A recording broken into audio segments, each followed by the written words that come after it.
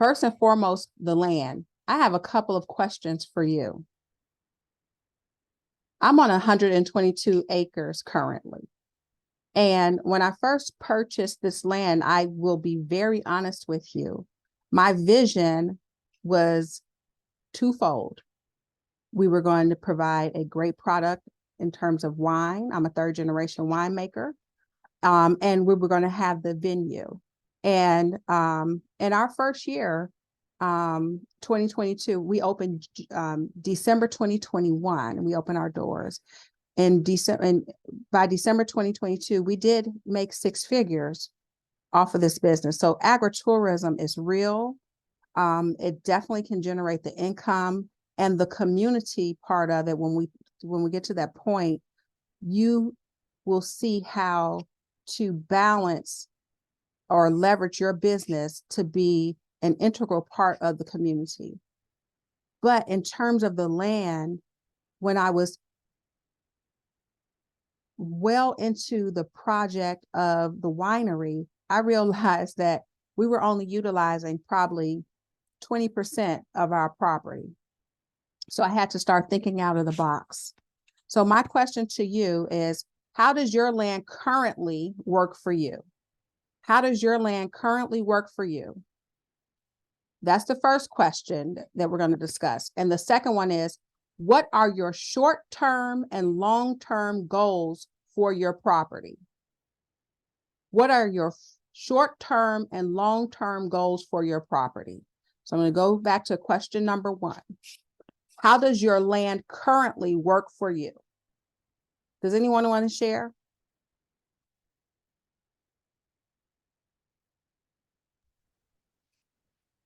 I'll share. All right, Michael. Mine works at probably about the same rate, about 20%, 10 to 20%. It's not utilized fully for a myriad of reasons, mostly because it's their property and I had to go through a litany of hoops to utilize it comfortably. And then some of the other reasons is that the way it's positioned is landlocked with other family members' property. And it's generally, my particular 6 acres just uses, I mean, it's 80 to 90% trees that I've yet to clear to make anything outside of, I've yet to actually do anything effective with it. Thank you for sharing that. Mm-hmm. Anyone else? I know we have other farmers on here. How does your land currently work for you? Nobody wants to talk tonight. All right. Hello. I was about to call on you. How are you? Very good. How are you doing? Glad to be here. I'm gonna jump in. I don't need to be hanging out there by yourself talking. Appreciate the subject matter being discussed. And then I would say, similar to what both of you have already said, working in the land, I have a area where we invite and have people come and stay and spend time on the land.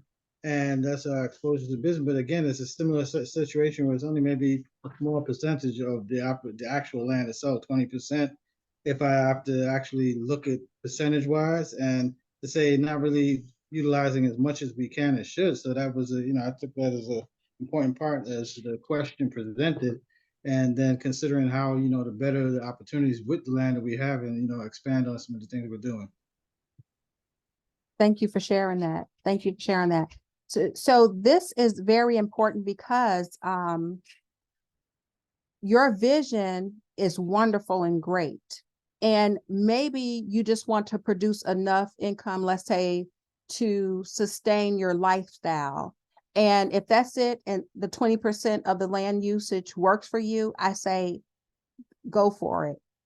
But if you are stagnant or you feel like you can do more and make more with the land, you have to think outside the box, right? So that's where our goals come in, our short-term goals and our long-term goals. And what I realized in 2022 is I started getting like these requests. Can I stay on your property? You're having the reggae at the vineyard. You're having the go-go at the vineyard. Is there any place to stay? Well, Michael Carter and I are literally 9 minutes away from Lake Anna, which Lake Anna was recently voted as the #1 beach rental property in the United States.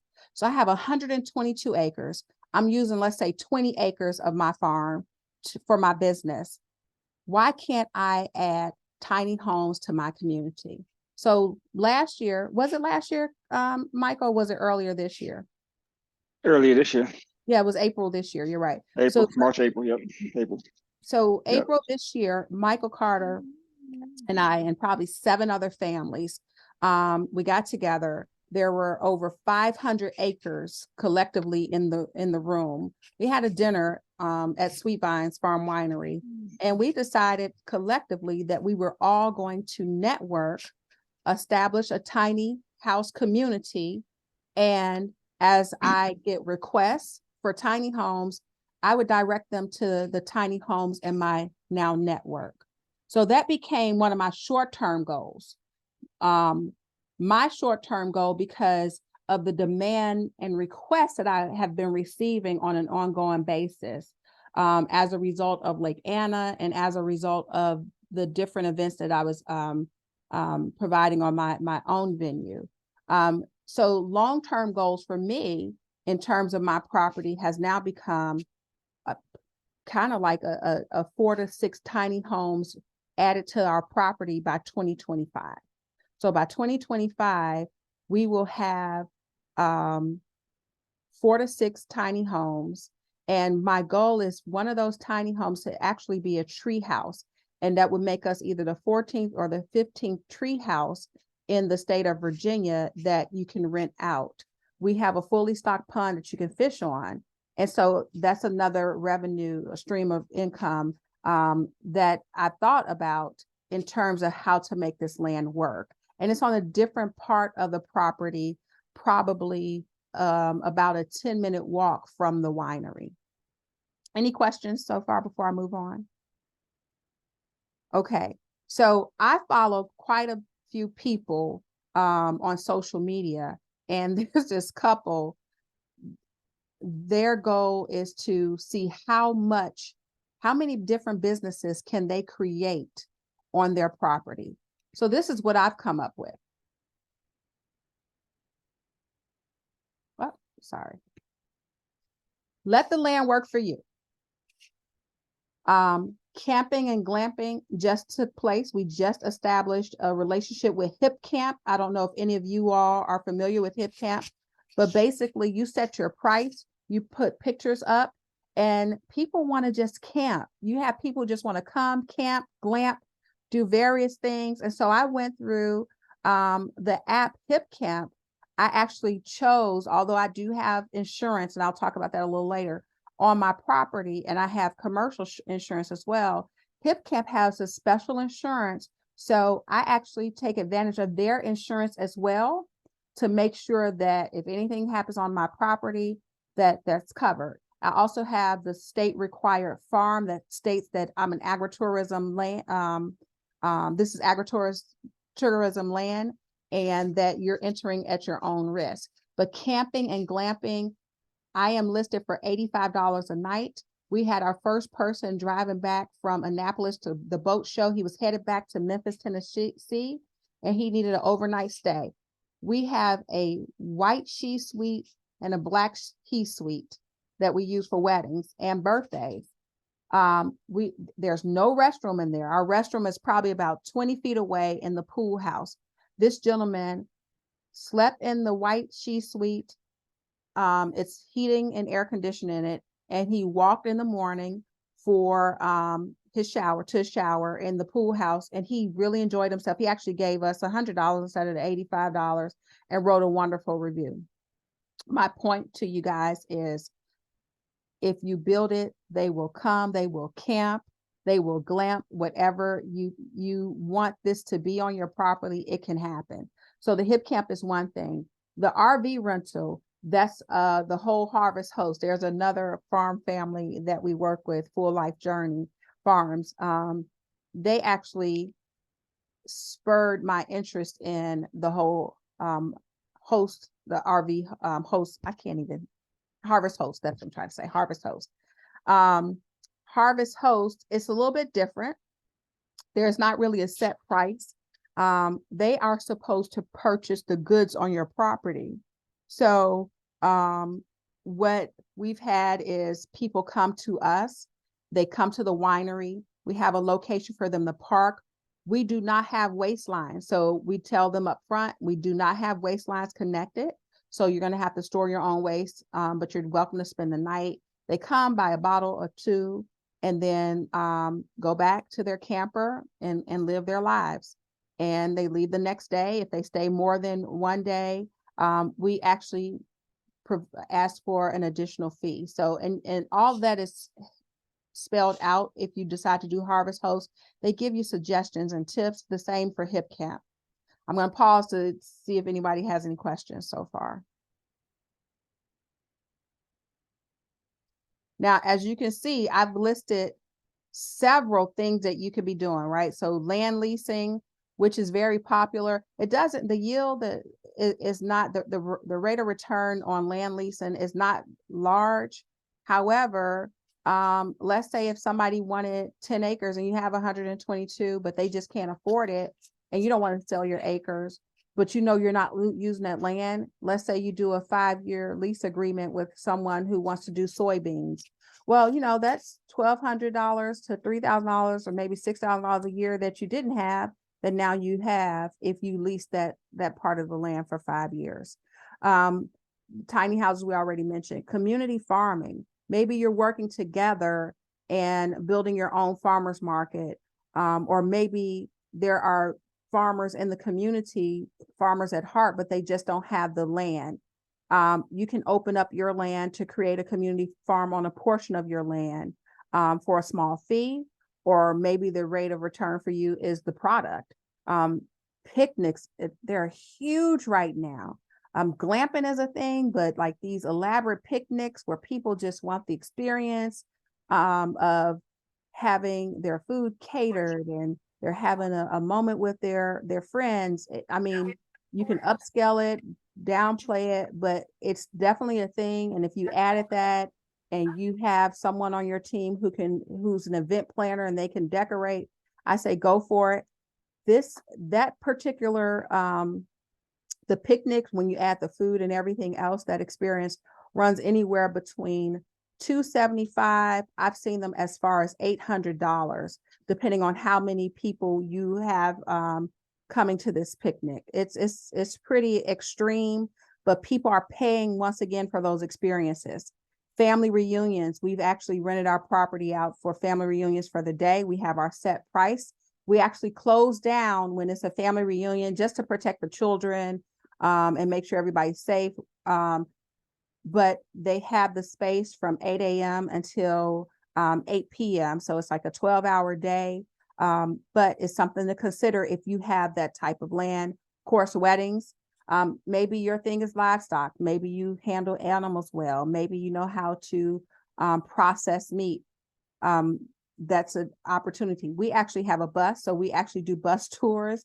Very popular this time of year. I don't know why. I'm happy about it, but fall and winter for us is definitely our busy season with our bus. Every weekend we're out on the road with the bus doing a wine tour or birthday celebrations. So those are things to consider. And I want to pause right here because if you are in Virginia, Virginia just took home a coveted title for wine.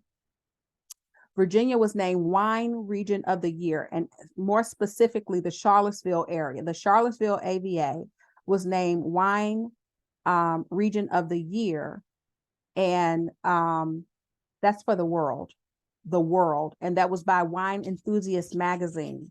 So now is the time, if you are in Virginia, now is the time to up the ante in terms of tiny homes, in terms of building your businesses, in terms of experiences. Outdoor experiences and excursions. Sunday, was it Sunday, Michael, that we had to get? Yes, Sunday. Sunday. We had a young lady, she planned with us a year ago and then kind of dropped the ball a little bit. But at the end of the day, this young lady wanted to do an experience with a group of people where they would cook their own food in open fire. They wanted to visit some farms. they wanted to actually spin black. She was very specific about that. And we were able to create this experience with this young lady, and she was pleased with the outcome. But people have experiences and they want curated experiences. So one of the things that I offer, if you want to learn how to can or preserve, like I can curate that experience for you. So what other secret talent do you have? Think about that. Everything is on the table in terms of what your land looks like and what your business can look like. And of course, I use my farm for business meetings, team building, and retreats as well. So that's what I think about 10 additional or 12 additional businesses that I'm utilizing on my property minus the livestock. I do not do the livestock, and I currently don't utilize the land lease either. Would anybody else like to share before I move on? Did I miss something that you think is valuable, a valuable nugget that other people need to consider? Siedah, I'll share a little bit now. Thank you for this list. As I say, I utilize 20% or so, but I've done at least 6 or 7 of these activities at our farm over the last year and a half. But another activity, I think, depending on what you want to do with the land, is either forest farming, Yes. keeping it in trees, and conservation easements. Yes. Where you're not doing much of anything, but you still can get either tax breaks or tax credits. Another one, I was just at a workshop yesterday in Cultivate, Virginia, was around solar, creating your own solar farm on your property. And there's a lot of ecotourism realities that you can actually create around there. And we'll be talking about that on Friday, Siedah. Okay. I'll share the notes. Yeah. Okay. I appreciate that. Mhm. Anyone else? I don't have property yet to share. Hey, good to see you. Thanks for the invite. But I have a question. You mentioned that you're listed as agritourism within the state. I know every state would be different, but is that what it is in Virginia, that you have to have some demarcation that that's what you're using the land for? How does that? No, so I'm not listed as an agritourism business. Just by default, I am an agritourism business. There is a legal sign, right? So sometimes on farms, like, there's holes, there's holes because you're always planting and things like that. And you don't catch everything, right? You might slip on poo. It could be anything, but there is a standard sign that's a legal sign in Virginia that talks about agritourism. You've chosen to walk on this land. And it's just like a standard sign. And I don't mind, Mike, I don't know if you can send that to everybody later on. I can show them the language. Mine is about 3 feet high, and I do that intentionally. And I'm not trying to offend anybody, but I'm just going to go ahead and just be authentically me. And this is because I used to be a middle school principal. Our people sometimes don't read, but if you can't see my sign when you walk in, something's wrong. That means you already came in inebriated. So, because I'm a winery, so that's why it's so important. I don't have livestock, which is great, but some of the local farmers, you go next door, there is a cow. So you stick your hand in and you don't think the cow's going to bite your finger, like you asked for that. Why did you think you could touch a cow? Just something very simple. But there is legal language to protect the farmer. It adds another layer of protection for your land and for you as the farmer. Now, before I forget, I hope I answered your question, love. Before I forget, I just want to add one more thing. If you are a farmer in Virginia, it would behoove you to get a love sign and register your love sign for the Virginia Agritourism website. You get $1,500. You get a $1,500 grant, and they have a whole Virginia's for Lovers. Just by having that love sign, you can get you free money. So just something to think about. I do have that love sign. What were you going to say? No, I didn't know that. Yes. I've been trying to create a love sign with my own money. I need to do it with somebody else's. And make it unique, but you get a $1,500 grant for that love sign. Wow. Now, just know that people will come on your property all times of day and night. So put your love sign where you feel comfortable. If you don't want people coming up on your porch and things like that, make sure it's a place where people can come and take their picture, because they're driving from all over the United States just to take a picture of the love sign. And I think it's like what, 40,000 or 50,000 people on this site. And that's what they do. They try to take pictures of all the love signs. Another just quick stream of income. All right. Number 2 is the product.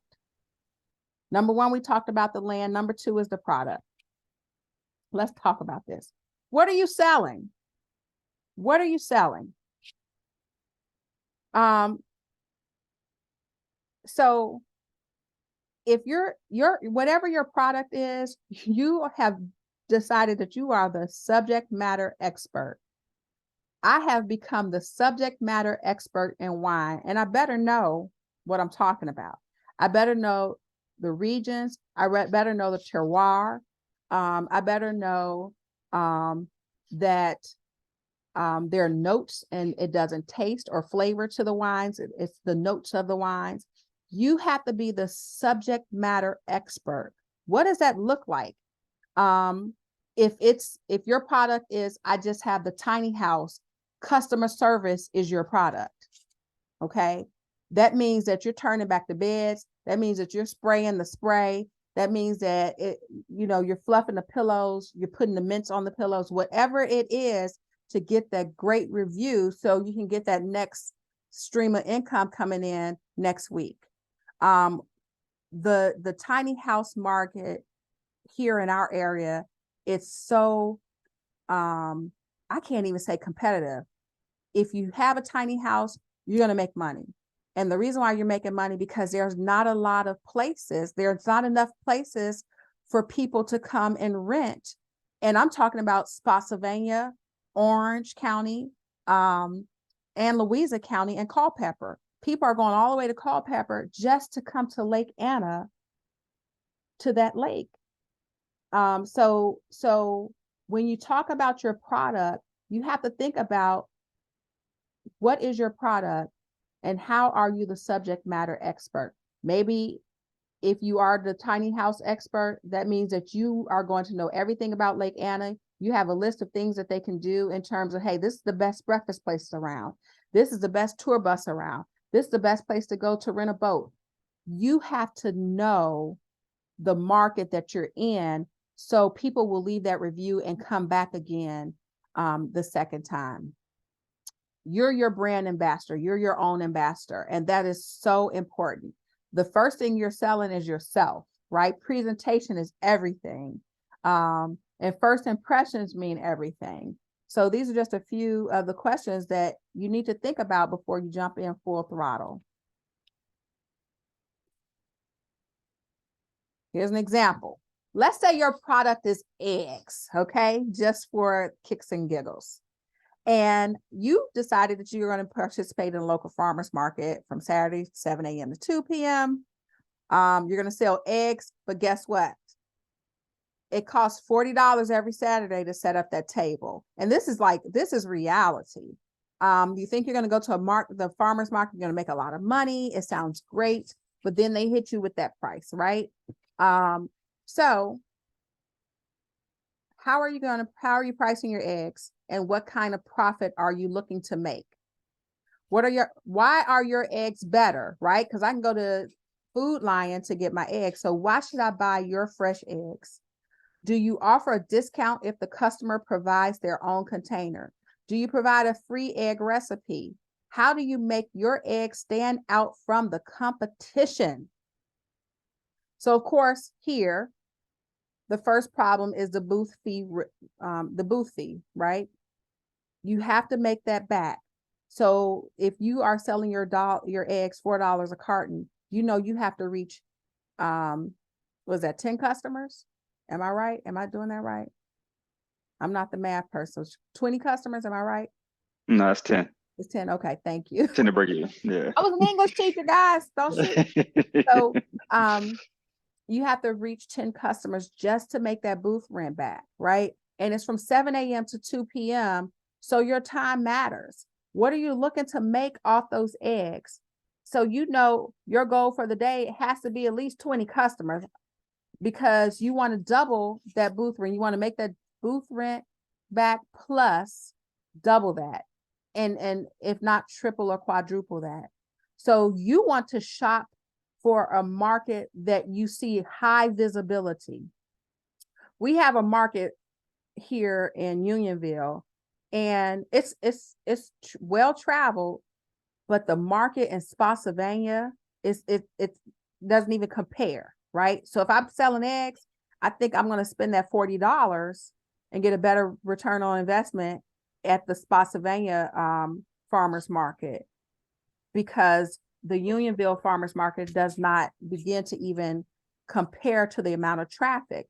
So those are the types of things that you have to think about. Now, in my own business, in terms of selling wine, I sell the history of Unionville.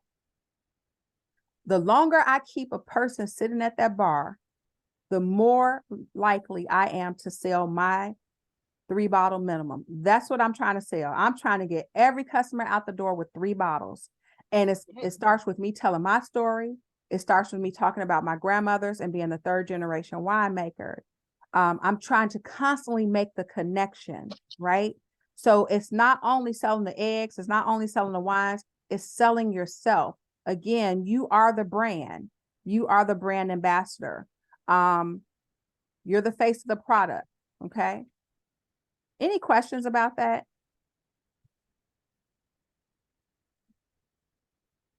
All right. It's a quiet group. Everybody's ready for dinner. Moving on. Well, Go ahead. I don't have a question, but that's a great example. And we saw the price of eggs, and this is, over the last year, go up from $3 and $4 a dozen to almost $12 to $15 a dozen. Right. And individuals paid. And I recall, my cousin sells eggs. A few other farmers I work with sell eggs, and their prices were always $6 to $8 a dozen. And putting themselves in that position lowered their amount of customers they had, but those who valued their eggs bought continuously. And sometimes even going to that market, if I had eggs, I would bring them to the winery over there with you and let them drink a little wine, and then you tell the story about my eggs. Right. I'm probably almost guaranteed to, No, it's to sell out. You're absolutely, it's about that connect. There's something to what you just said, right? So something that I do is when we do have a venue and we have an event on our property, if we have vendors, I do not charge the vendor the booth fee. What I ask the vendor to do, is it Tahari? Are you trying to say something, love? Tajir, but let me see him. Tajir? Put on mute. Okay. No, she just responded, but anyway, so the reason why I don't charge it is because I want them to use their social media to broadcast that that's where they're going to be. And what I've learned, especially from my younger vendors, oh my gosh, they do countdowns. Hey, 5 more days to go at the vineyard. Are you guys going to join me? Right. And I get that free publicity from those vendors. And so I don't have to charge a booth rental fee. But you're right, telling your story, Michael, because I do tell the Carter family story. And I make sure people know that our lands are connected and that we're trying to work to get all the land in this community, just buy it up, collectively. But that resonates. So if I say, okay, I'm selling the Carter family eggs here, I'm sure I would have customers buy bottles of wine, like you said, and eggs. That's that whole community piece that we're going to talk about in a minute as well. That community piece is so critical because people are coming from far and wide and they want to know, how did you get here? What? There are more people like that? Oh my man, when I started going through the trees and traveling, I did not realize that there were so many African American farmers. I am so thrilled and I want to learn more and I want to be a part of this. It's just like that self-love, it's loving on others, and it's that sense of pride. So eggs, although like you said, they were $15 in the store. If you had that story with your egg, like, hey, these are the type of chickens that my families have raised, and I don't know anything about chickens, so I'm just making this up. My family have raised these types of chickens for the last 100 years. And these are the only types of chicken that we use to produce our eggs. And we think that they're the best quality eggs. People are going to buy those eggs. Anybody have Yeah. similar experiences?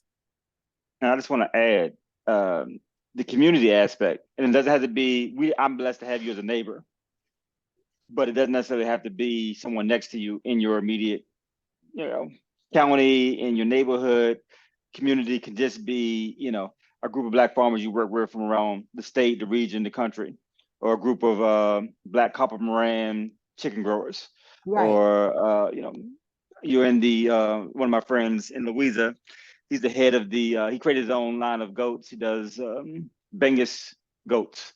And he does pigeons, Oh, wow. squaw, and pigeon racing, and races with, in a group of pigeon races around the country, and that's connection. He does guardian livestock dog, Akbash dogs. He's the head of the Akbash Dog Society. And that in and of itself draws people to your farm. Yes. Yes. Yeah. Yeah. All right. So the next part of it, we talked about the land. We've talked about the product. Let's talk about the audience, right? Oh my gosh.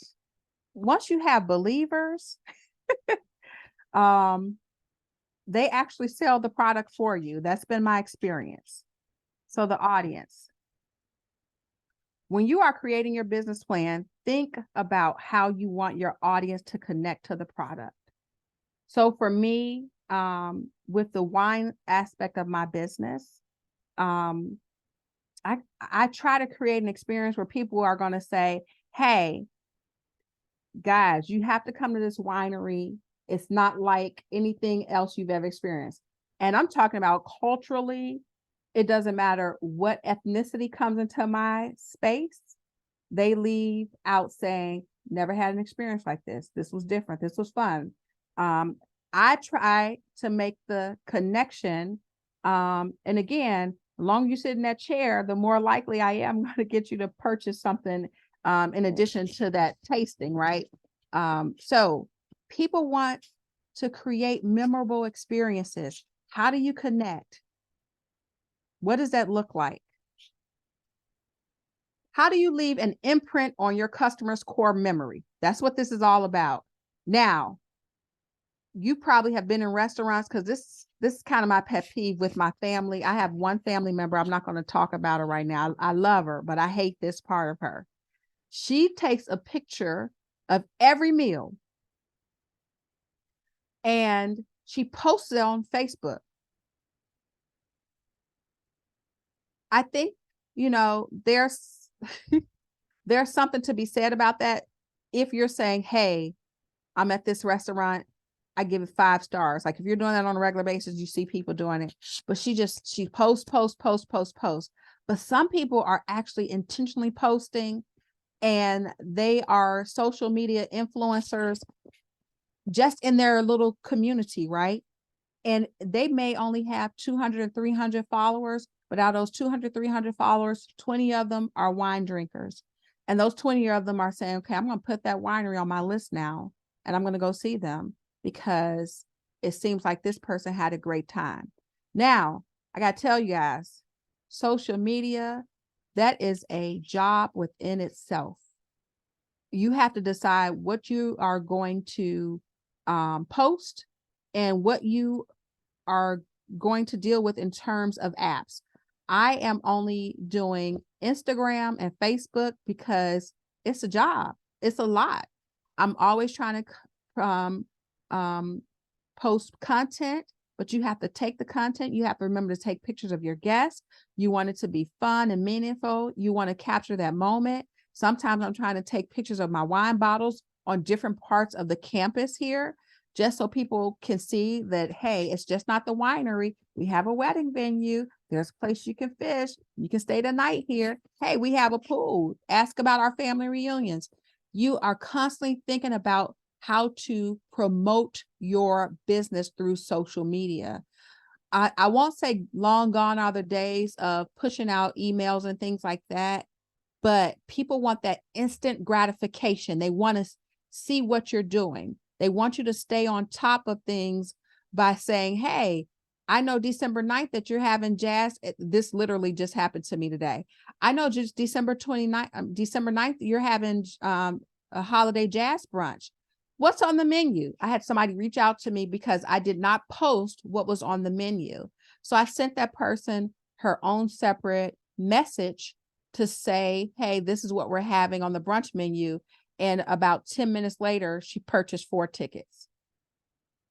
So that constant immediate feedback when people message you, direct message you, is so important. But your audience, they want to feel a connection. They want to say, hey, I know that person who sells those eggs. I know his story. I know that community. Oh my gosh, you have to go. You're going to love it. It's memorable. How do you turn your product into that story? How do you make them like and love? And I know it's not all about that, but you have to continue to bring people in to make your farm or your land profitable. What does that look like? And those are some of the things that when you're creating your business plan, that you have to constantly think about and tweak, right? I'm really into the analytics of my business in terms of social media and what that looks like. And I know some pictures yield more of a response than other pictures. So you're constantly thinking about how are you capturing the audience and how are you going to get that next group to come in. It's one thing for a person to come in, but I'm only open Fridays, Saturdays, and Sundays. And I know what my bottom line needs to be over the average over the 3 days. And so how can I ensure that next weekend I'm going to meet my numbers? I'm going to meet my quota. So I can at least match my sales from last year. Of course, I want to surpass my sales from last year. Any questions about that in terms of audience? You guys are so quiet. I hope I'm doing all right. All right, moving on. I kind of saved the best for last because, you know, being on a farm that's 122 acres, although I know Tower Road has a plethora of families and quite a few businesses, small owned businesses, you still seem like you're on an island of one sometimes because it's such a large amount of land. The community comes in and the community is a valuable asset to have and work with.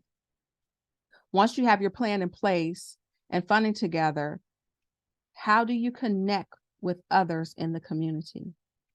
What are some of the ways you connect with others in the community? So I've created this list. It behooves you to join the local chamber of commerce. That gives you a voice immediately in the community. They recognize you. They know you exist.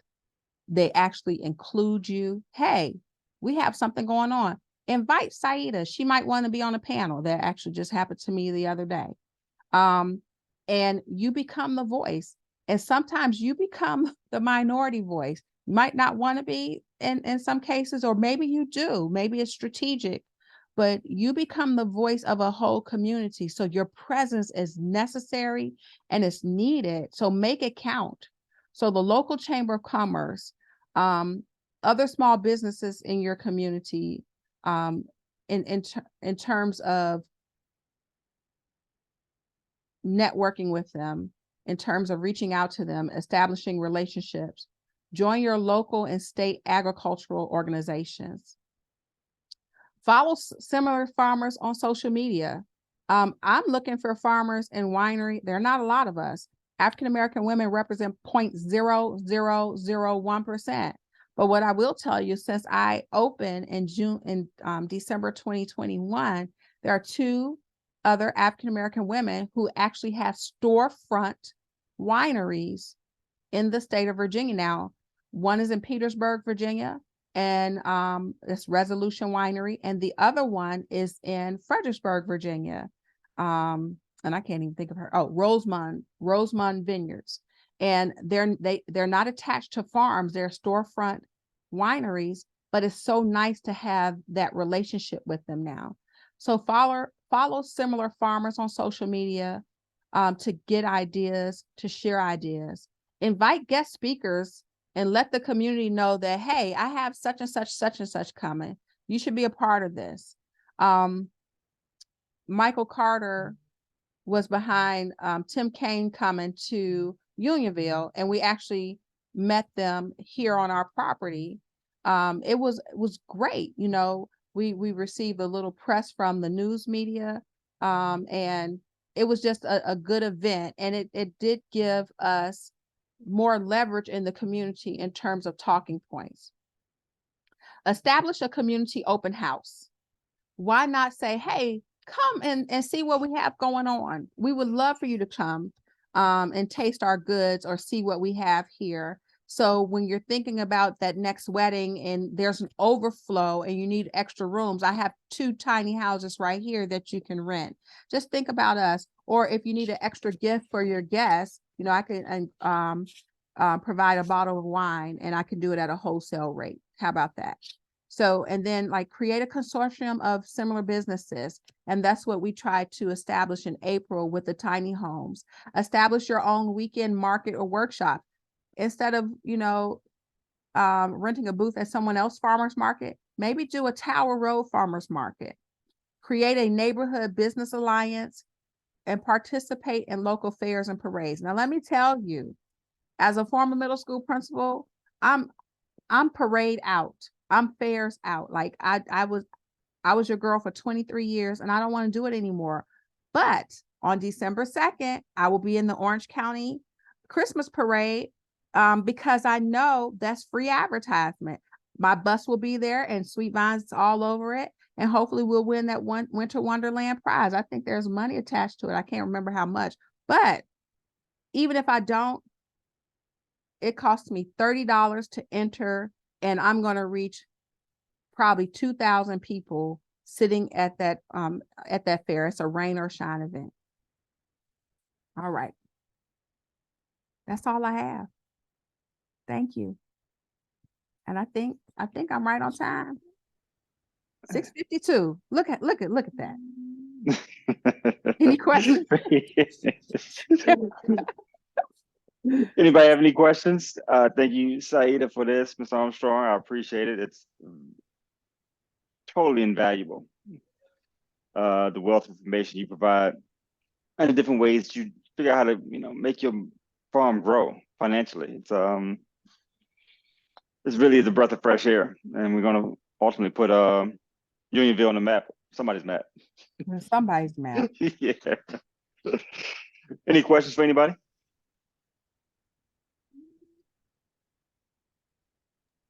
Yeah, I have a quick question. Can you talk a little bit more about the when you were talking about the love sign for those who own land in Virginia? I do have a friend that owns land in Virginia and has a business there, and would love to share that information with her.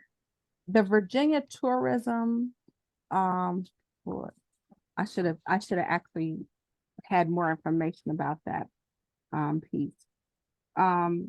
Michael, do you have Ramona's information, or is there a way that you can actually share at the end? Yeah, and I'll get you we'll send out the video, the workshop, as well as love information, as well as the Virginia Agritourism waiver, the sign. Yes. If you can make sure everybody gets that. I'm Yeah. sorry I don't have more information on me, but it's the whole Virginia's for Lovers movement. That's what Virginia's known for. Virginia's for Lovers. And if you establish a sign, like we have a neon light love sign, it's huge. It's probably about 3 feet high. No, it's 4 feet. It's 4 feet high. And people love taking pictures in front of it.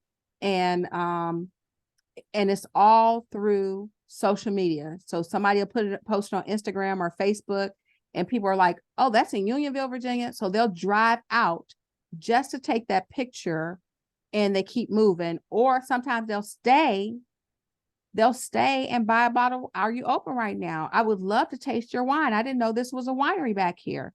I get that all the time. So it's twofold for me. One, having that love sign for people to come take a picture, but it also allows me to get free advertisement that, hey, there's another winery here as well. But it's the whole Virginia tourism, Virginia's for lovers. Stephanie, you had a question? I was just gonna add, my local economic development corp, for like, my little small county here, they offer things like grants and other sort of programs to help stimulate the local economy. So that's also a really good place to go look in. And then just to add on to that love sign, I mean, everything that she's saying is on point. I have other farmers saying it. And the thing about the love signs is that you repurpose it, right? You can buy one, or you can use repurposed materials. That's and right. The crazier the repurposed materials look when they actually get there, that's just an added little something, right? People love it. They love it. I mean, and they all look different, right? So my sign is unique because I have a simple sign. It's just oversized and it lights up. So when my sign light up at night, it lights up a whole huge portion of my farm. It definitely illuminates the farm, but you can make one out of anything, and then you just invite people to come and take pictures.